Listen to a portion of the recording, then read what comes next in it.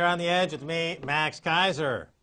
Let's get right into it, shall we? Time to go to Austin, Texas, to talk to info warrior Alex Jones. Alex, welcome to On the Edge. Max, thanks for having me. Alex Jones, almost everything you've been warning about since 9/11 has come to pass.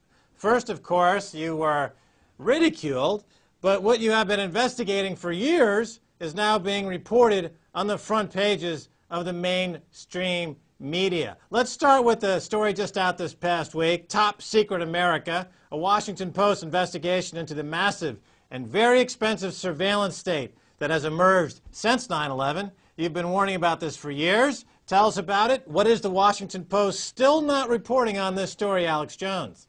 Well, I mean, it's like a month and a half ago, the Washington Post in its Spy Talk section admitted that the bin Laden video that we'd been shown so many times was a CIA fake, and that it was a CIA actor playing the part of Osama bin Laden. But going back 8 years ago, I could look at that video and tell that the guy's nose was twice the size. He'd suddenly gained 100 pounds.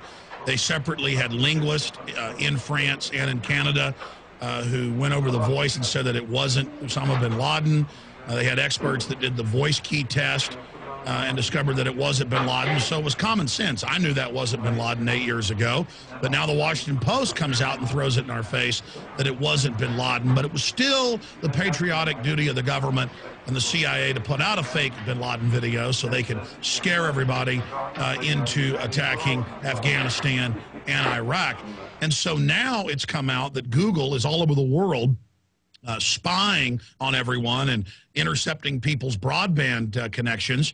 And I knew many years ago that Google had been funded since its inception by CIA and NSA DARPA money, and that Google itself could beat out all its competition because they were given basically NSA keyword search software as the basis of their search system. I've also noticed that Google is allowed to get away with things in courts, not just here, but as far away as Australia, that other companies aren't allowed to do, showing that they have an inside track in the military-industrial complex. And we know the internet was created by DARPA and the CIA in the last 30 years to a great extent. And so this is part of their full spectrum dominance. We know Microsoft has been deeply involved with the military-industrial complex. So all of these companies basically form this infrastructure where select corporate groups are basically absorbing the government, not just merging with the government, but absorbing the government. This is part of global corporate governance.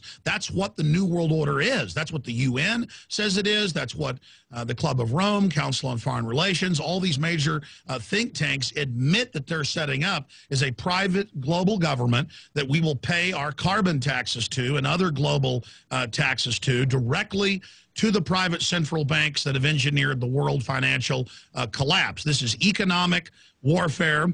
It's also high-tech warfare where they are basically weaponizing the internet now that they've gotten everyone addicted to it. But the good news is the planet is now waking up to this and striking back against this illegal takeover. All right, so this phrase, Top Secret America, as talked about in the Washington Post, and the nearly 2,000 companies that are involved in this, and the intellectual property and information technology firms that are amassed in this, what's being called the fourth part of government, the fourth division of government.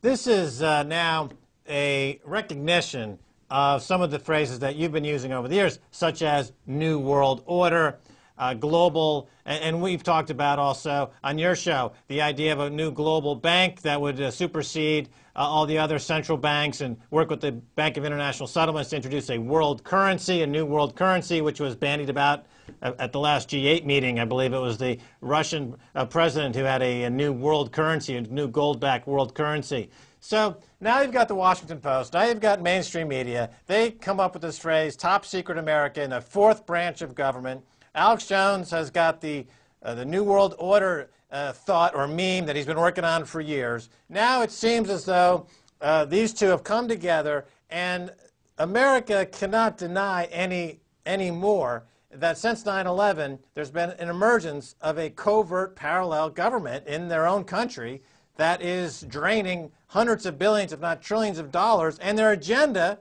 has nothing to do with anything in the Constitution. True or false, Alex Jones? No, Max, that's absolutely right. It's a shadow corporate government, and this was going on a long time before 9/11. It just accelerated and expanded. And so you have these select mega massive corporations that have larger GDPs than most governments. They come in, they buy off your politicians, whether it's European nations, England, or the United States, and then they basically jack into the government and start looting the Treasury for themselves. But they know that as their private corporate empire becomes more and more powerful, that they can't hide it, so they set up a police state to guard it.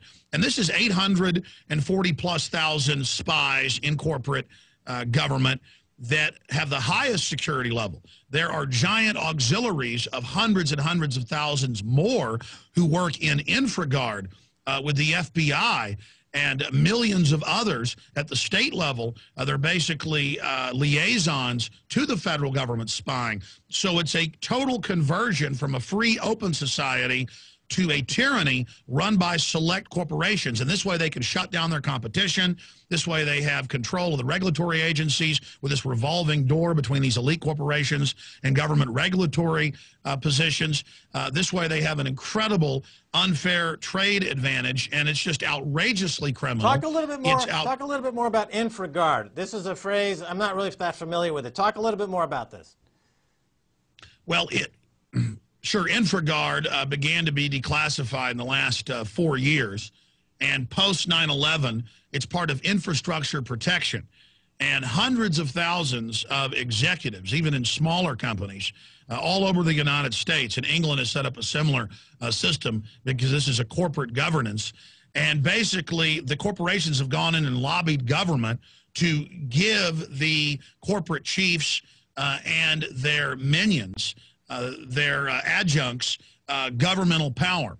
And so it's been reported that of these hundreds of thousands of InfraGard officers who have FBI clearance, that they've been given license to kill orders during martial law and are able to carry out extrajudicial killings inside the United States. So basically, these corporate mobsters have just lobbied government to have government give them literal 007 license to kill powers and to spy on the population as part of infrastructure protection. But infrastructure protection doesn't mean protecting the nation. It means protecting this criminal hijacking of the United States by these private interests. So InfraGard is really a subset, kind of like Russian dolls, within this larger surveillance spy America that is now being admitted. And even the Washington Post admission of 800,000+ high-level spies in the corporate structure is only the tip of the iceberg. The entire economy is being converted over into prisons, surveillance, police, and media control. We also see a big move by the FCC, by the Federal Trade Commission, and by at least 6 of Obama's czars. And this, of course, started under Bush, but has accelerated under Obama. So we see this congruent passing of the baton here. Literally no difference, just differences in the rhetoric. To where now they want to tax alternative blogs and alternative media that is supplanting this corporate Borg, this propaganda media. They want to use taxpayer money and taxes on the alternative media to fund, quote, a government megaphone to bolster old line broadcast TV, cable, and newsprint.